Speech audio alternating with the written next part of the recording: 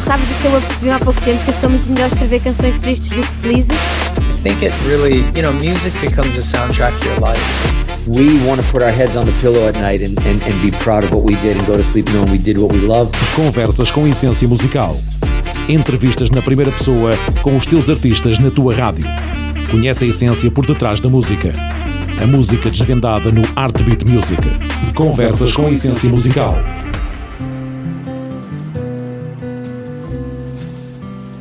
Esta semana no Conversas com Essência Musical temos a voz do projeto Litu.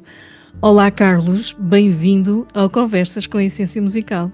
Olá, muito obrigado pelo convite. Em primeiro lugar, e para quem não te conhece, como eu não te conhecia há algum tempo atrás, quem és tu, como é que surge este projeto Litu e como é que entra a música na tua vida?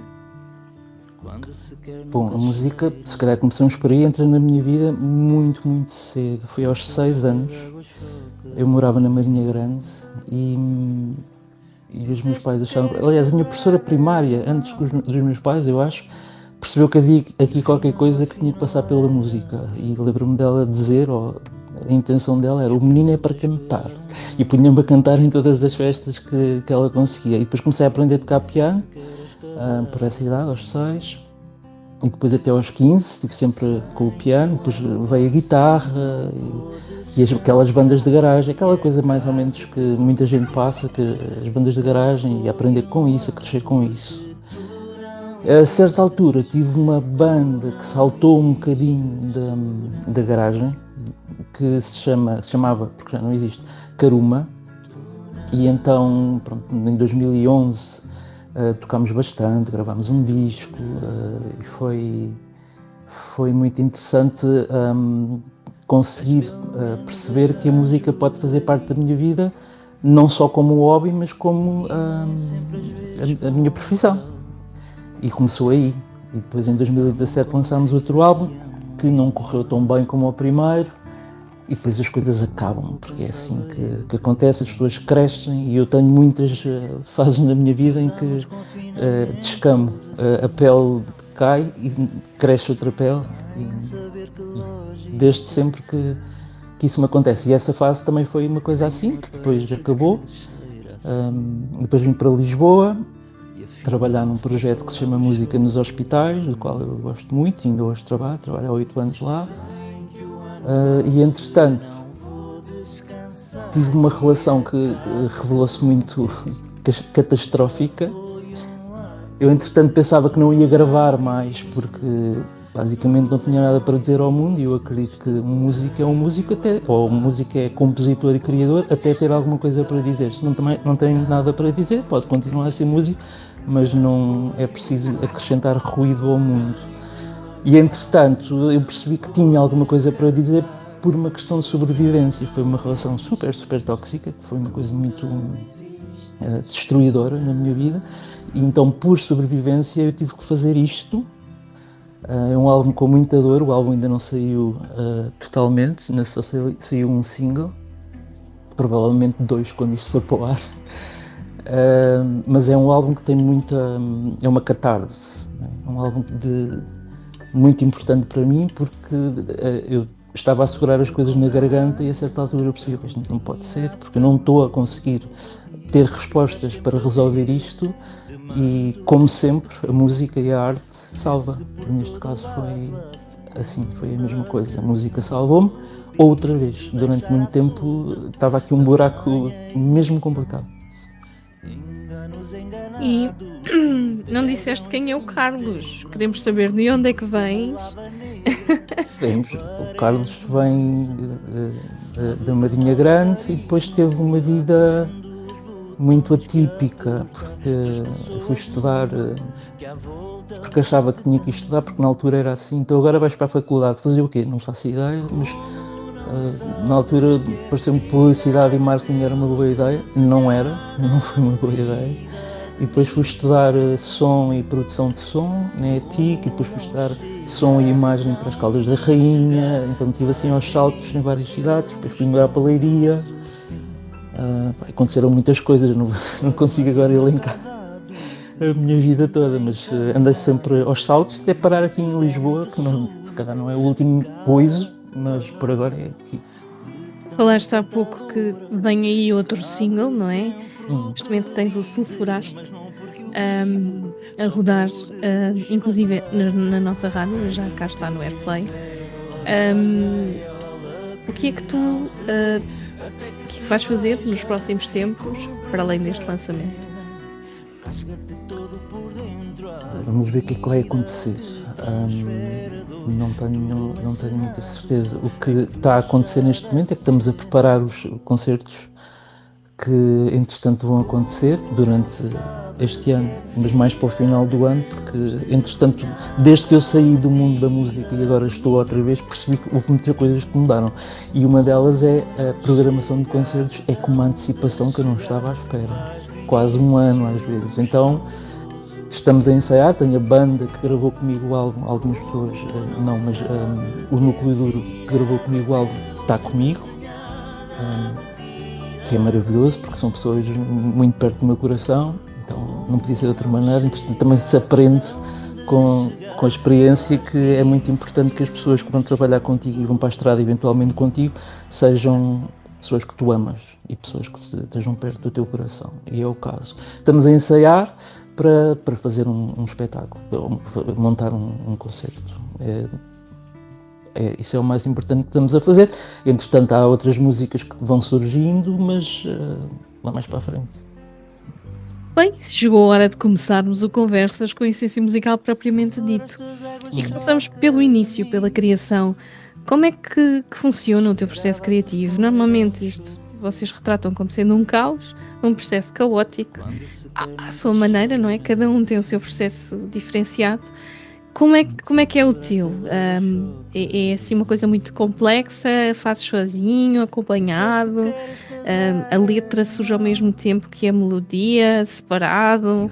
Como é que isto tudo se processa no teu caso? Faço sozinho. Eu não sei muito bem como é que acontece, mas tenho algumas teorias. Enquanto a vida vai acontecendo, nós vamos processando todos os eventos que fica aqui dentro, não é? Fica na cabeça, fica na nossa alma, e mesmo que não pensemos nisso de uma maneira consciente, alguma coisa está a trabalhar com os eventos que vão acontecendo e com a dor que muitas vezes isso nos provoca, mas há algo que está a funcionar cá dentro que nos empurra para a frente de alguma maneira, nos faz crescer. E às vezes há descobertas criativas que vêm exatamente daí. Portanto, não é aquela coisa, chegou-me, baixou o santo e... Não acho que seja isso. Acho que é um trabalho inconsciente que acontece, que depois a certa altura se materializa como se não tivesse mais sítio para onde ir, a não ser para se materializar numa canção, numa frase, numa letra, numa ideia. E depois a partir daí sai qualquer coisa como se fosse como se não pudesse ir para mais lado nenhum, senão para o objeto criativo. Tem que sair. É uma questão de catarse, neste caso, mesmo literalmente de catarse, de um choro que tem que sair. Mas sem romantizar muito, depois a ideia existe e vê-se o que é que acontece. Vou para o piano brincar, vou para a guitarra brincar, e as coisas depois acontecem de uma maneira muito fluida. E muitas vezes não é sequer com a guitarra ou com o piano, é quando estou a fazer uma coisa qualquer que não posso escrever. Não sei porquê, quando estou a tomar banho acontece muito, quando estou a conduzir também acontece muito, e já sei que com outras pessoas também acontece a mesma coisa. Quais são as referências que tu trazes para a tua música? Quer sejam nomes, quer sejam estilos, quais são as referências que tu transportas para aquilo que tu crias?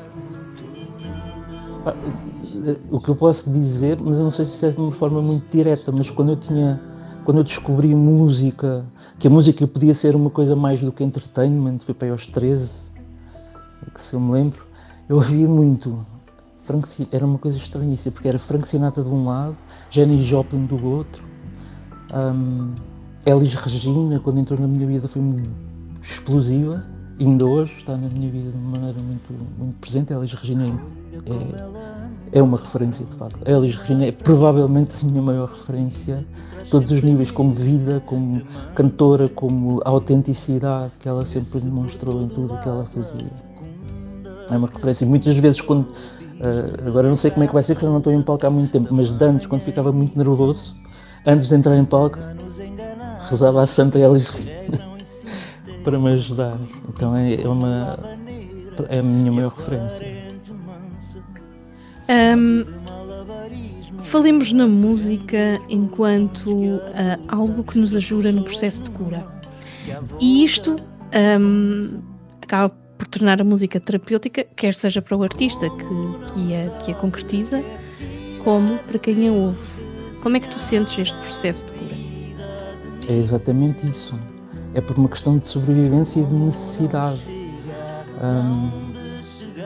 Não acho que haja uma cura porque não é assim que funciona, na minha opinião. O que acontece é um cuidado paliativo, é abraçar a nossa dor até que ela não doa de uma maneira tão intensa que seja imobilizadora.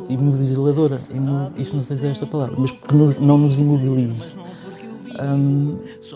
A música, a arte ajuda nesse processo para nós sairmos do buraco, porque às vezes estamos num buraco tão grande que nem sequer percebemos que estamos num buraco tão grande que ele é.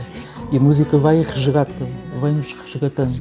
Quando eu comecei a gravar este álbum e a fazer este álbum, eu estava nesse buraco. E o produtor que fez este álbum comigo, que é o Paulo Bernardino, ajudou-me imenso a nível pessoal e a nível artístico e técnico, porque muitas vezes eu não tinha força para nada e estava... Porque é que eu estou a fazer isto? E depois, no final, percebi, eu sei porque é que estou a fazer isto. Eu tive que fazer isto para sair daquele buraco. Então, não é um processo de cura, mas é um processo que alivia a dor de uma forma em que consigas fazer a tua vida sem estar numa depressão profunda. Todos nós temos uma música de referência, música da nossa vida. Qual é a tua? Provavelmente é Elis Regina, não é? Deixa-me adivinhar. Elis Regina é ela toda, é música. Uma música para a minha vida. Não acho que tenha, mas cada vez que eu penso, cada vez que alguém me diz isso, pensa numa música, não é porque seja a música da minha vida, mas quando alguém me diz, pensa numa música, a primeira música que me aparece é Sempre que o Amor Me Quiser, da Helena d'Água, e eu não sei porquê. É uma boa música, não é uma música excelente, mas é uma boa música. Essa é a música que eu me lembro quando alguém me pergunta em que música é que estás a pensar, ou em que música é que pensas quando pensas em música. Sempre que o Amor Me Quiser. Agora vamos pensar no single que lançaste, Sulfuraste, e eu gostaria que tu descrevesses um bocadinho o conteúdo da história que tu queres fazer transparecer, isto porque muitas vezes aquilo que vocês artistas querem transmitir não é aquilo que a pessoa cá do outro lado percebe, mas nós queremos saber a verdadeira história por detrás do Sulfuraste. Conta lá. E não só desse tema, há mais temas no álbum que são sobre o mesmo assunto, que neste caso é muito concreto. Foi uma relação tóxica, uma relação que envolvia muita mentira, muita dor, onde não quero especificar demasiado, mas pronto, quando estás com uma pessoa e pensas que ela é de uma maneira e depois entregas-te completamente, entregas tudo o que tens a uma pessoa que depois não é aquela pessoa a quem tu entregaste, então o que é que eu tive a fazer? Tive a entregar a mim a quem? E porquê? O que é que está a acontecer? Então, Sulfuraste é sobre isso e mais umas 4 ou 5 músicas do álbum também são sobre isso. É por causa desta coisa que me aconteceu em 2020 e depois demorou muitos anos a ficar menos doloroso. É sobre uma relação de mentira, é sobre traição, é sobre expectativas. Eu ia-me casar, tínhamos anel, eu nunca pensei na vida em me casar, eu não sou essa pessoa, nunca pensei que me ia casar. Eu tinha um anel Ela tinha um ano, era uma coisa muito concreta e muito... Para mim, eu sentia que, ok, eu nasci por causa desta pessoa, eu nasci para estar com esta pessoa. Era tão alto, que quando eu caí para um buraco imenso, porque estava... Nunca tive tão feliz, só que era uma coisa que não era verdade. Era uma coisa... Foi muito bem feita. E eu não estou a dizer que essas pessoas são maquiavélicas, eu estou a dizer que essas pessoas que são narcisistas, que são mentirosas compulsivas, têm uma insegurança muito, muito grande e são muito solitários e têm uma infelicidade diária que não deve ser fácil de lidar com isso. De certeza que não é fácil de lidar com isso. E depois ganham, como também não cresceram de uma maneira que fosse agradável, porque eu sei a história mais ou menos, quer dizer, as coisas que eu acho que são verdade, porque a certa altura começas a perguntar e a questionar tudo, mas não é fácil para essas pessoas. E depois ganham hábitos de escapismo, muitas vezes nem sequer são precisos, mas é por hábito. Então mentem como as outras pessoas fazem qualquer coisa diariamente. Tu sais de casa e vais tomar um pequeno almoço naquele café todos os dias, essa pessoa mente porque não sabe fazer outra coisa de outra maneira. Mas mente de uma maneira muito competente, porque as pessoas às vezes acham, como é que aconteceu? Tu caíste numa coisa assim. Porque não é. Porque quando uma pessoa está sob o efeito, parece que elas são três pessoas ao mesmo tempo. Onde tu olhas, ela está, tu olhas para o outro lado, ela está sempre ali. Então não é fácil perceber onde é que estás. E isto é para todos, não é? É para os cautos e para os incautos. Pode acontecer a qualquer pessoa, pode mesmo. E não tem a ver com inteligência, tem a ver também com expectativas, também com uma construção de um cenário que é muito bem engendrado e parece real e depositas-te ali. Isto acontece com muita gente, infelizmente, e eu acho que se devia falar mais sobre isto, tanto nos homens como nas mulheres. Eu acho que acontece mais com mulheres, de serem assim enganadas, porque é isso que a situação leva ao engano, não é? Mas também acontece com muitos homens e há muitos homens que não conseguem falar sobre isto porque ou têm vergonha ou escondem-se ou não sei. Eu no meu caso não posso ter vergonha, porque isto, se não sair, eu fico doente, fica na garganta e depois fica aqui preso e cria-me uma doença qualquer. Então a música salvou-me outra vez. Já alguma vez alguém chegou perto de ti e se identificou com algo que tu criaste e partilhou contigo uma história relativa a essa música que tu criaste? Esta não, porque saiu há muito pouco tempo, mas já com a situação em si, que eu partilhei com algumas pessoas, identificaram-se, porque acontecem coisas muito semelhantes, porque o modus operandi não muda assim tanto. Com outras músicas mais para trás, que eu já tenho feito nos outros anos. Sim, acontecia-me muitas vezes as pessoas identificarem-se e é muito fixe.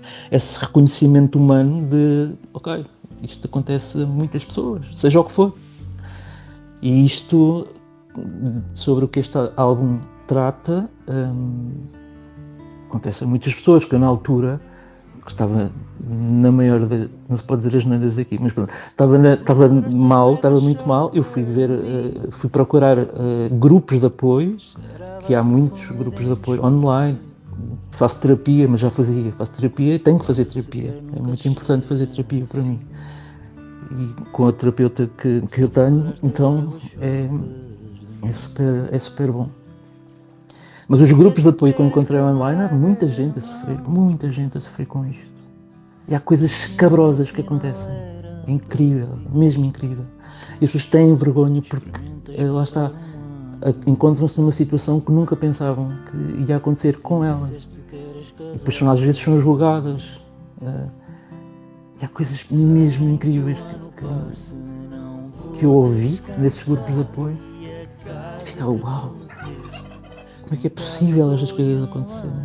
E lá está, custa-me muito culpar alguém por isto ter acontecido, porque a culpar alguém é a sociedade como um todo, como um coletivo. quando comecei este álbum eu culpava muito a pessoa com quem eu estive e o álbum até começou como uma ideia de vingança. Isto eu não me orgulho, mas é verdade. E a certa altura, a vingança é um sentimento de impulso, não é? E a certa altura, isto não é vingança nenhuma, não é? Isto é terapia. Isto tem que acontecer. Não é para me vingar e felizmente esse sentimento durou muito pouco tempo. Sim, eu acho que as pessoas vão se identificar, porque aquelas que se têm que identificar passaram por este tipo de coisas. E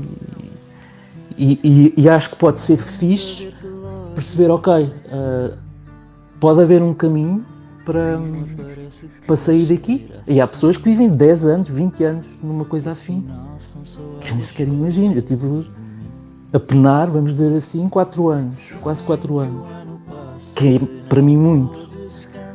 E há pessoas que demoram muito mais tempo a sair de uma coisa assim. Então, imagina, uma música assim as faz questionar que pode haver outro mundo e outro tipo de existência.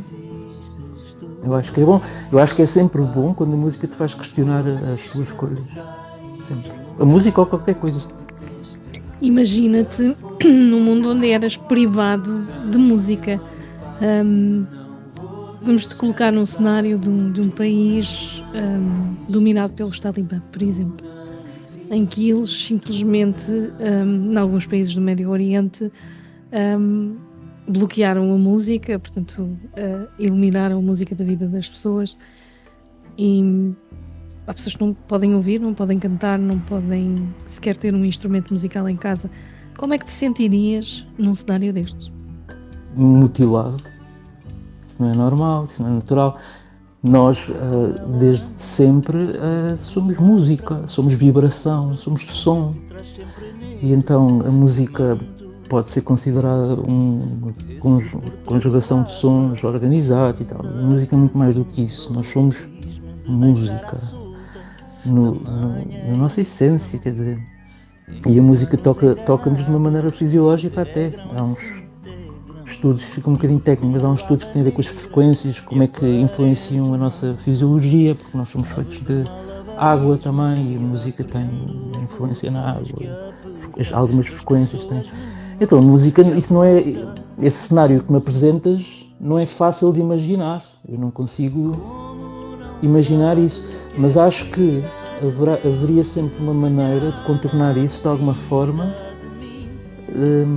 Quer dizer, estou agora a pensar de repente que se eu me encontrasse num cenário assim, mesmo que eu não fizesse a música que eu queria fazer, ia fazer alguma música que não seria considerada música nesse cenário, mas que para mim ia ser uma criação musical, nem que seja uma coisa mais experimental, mas que tivesse a ver com uma expressão musical de alguma forma. Eu não consigo imaginar nesse cenário, não é possível haver nesse cenário. Possível é, porque eles estão neste regime já há alguns anos, infelizmente, mas que deve ser doloroso, para quem gosta de música e se identifica com esta expressão. Agora, vou-te dar, vamos fazer aqui outro faz de conta. Imagina que vais andar no areal e tropeças num objeto. Esse objeto é a lâmpada do Aladino. Vais ter direito a 3 desejos. 3. Uau. Dentro do mundo da música, não é? Que desejos é que tu irias lançar à lâmpada? Poder tocar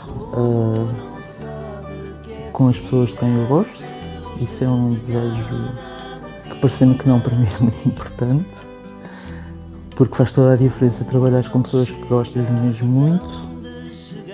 Poder experimentar, poder fazer experiências. Eu já acho fácil, não é? Mas poder ter tempo para fazer outro tipo de experiências, poder ter tempo para experimentar musicalmente. E a outra é continuar a trabalhar em hospitais, porque é uma paixão que eu descobri há 8 anos e que só vou deixar de fazer quando não conseguir fazer mais. Nunca vou deixar de fazer. Então o meu desejo é continuar a fazer isto. Agora chegou o espaço que te deixo aqui aberto, uns minutinhos, para deixares uma mensagem ao nosso público que está em FM nas 5 ilhas do Grupo Central do Arquipélago dos Açores. Estamos em São Jorge sediados e chegamos até à Graciosa, um pouco da Ilha Terceira, ao Pico e ao Faial. E, portanto, até essas 5 ilhas, pelo rádio, no FM, vamos chegar. E depois, em qualquer parte do mundo, porque estamos online, na emissão online, principalmente às pessoas que são mais associadas aos imigrantes dos Açores, no Canadá, na América e no Brasil, que é onde temos os 3 núcleos grossos da nossa imigração. Também chegamos até eles. E, portanto, deixo-te agora o microfone disponível para te lançares uma mensagem, seja ela para apelar a streamings, a redes sociais, a falar sobre o teu trabalho, seja o que for. A mensagem é toda tua. Há uma questão que me é muito querida, está muito perto de mim, que é os ambientes sonoros que acontecem na vida, muito em hospitais, porque é um ecossistema um bocadinho mais frágil, mas na vida, a exposição que nós nos sujeitamos à poluição sonora é muito mais importante. Os seus efeitos são muito mais importantes do que aqueles que nós pensamos. E então eu diria que é muito importante sabermos onde estamos e percebermos, ou tentarmos escolher o ambiente sonoro onde estamos, porque isso influencia o nosso estado de espírito, isso influencia muita coisa. Outra coisa que eu considero muito importante, que também tem um pouco, mais ou menos, ligado com isto, que é o som e a música. De há uns anos para cá tem vindo a ser muito considerado como entertainment, e é isso. E não tem problema ser entertainment, tem problema em que seja só visto como entertainment. A música e a arte têm muitos papéis, muitos outros papéis do que só divertir. Tem um efeito de espelho, como estavas a dizer há pouco, das pessoas reconhecerem-se ali naquele objeto artístico, e não levar a música como um templo, como agora temos o Ministério da Cultura, Desporto e Juventude.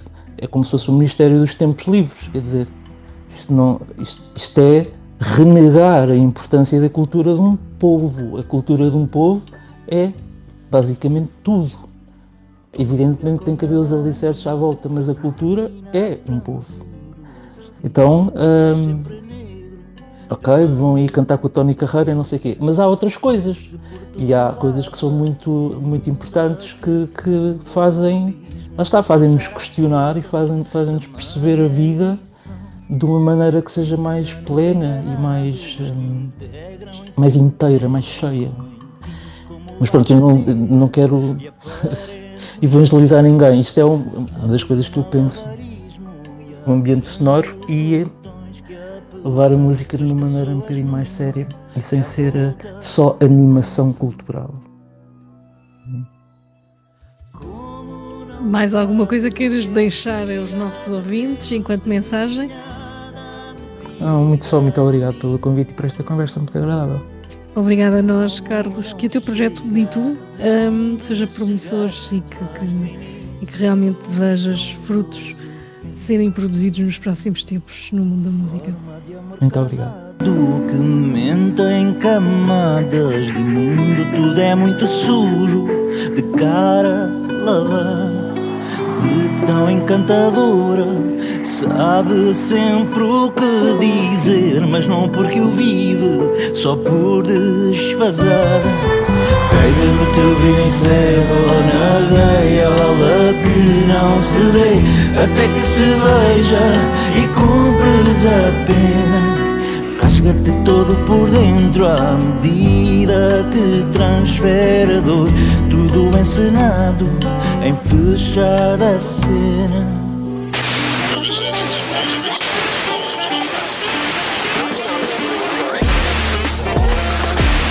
Sabes o que eu apercebi há pouco tempo? Que eu sou muito melhor a escrever canções tristes do que felizes. I think it really, music becomes a soundtrack to your life. We want to put our heads on the pillow at night and be proud of what we did and go to sleep knowing we did what we love. Conversas com essência musical. Entrevistas na primeira pessoa com os teus artistas na tua rádio. Conhece a essência por detrás da música. A música desvendada no Heartbeat Music. Conversas com essência musical.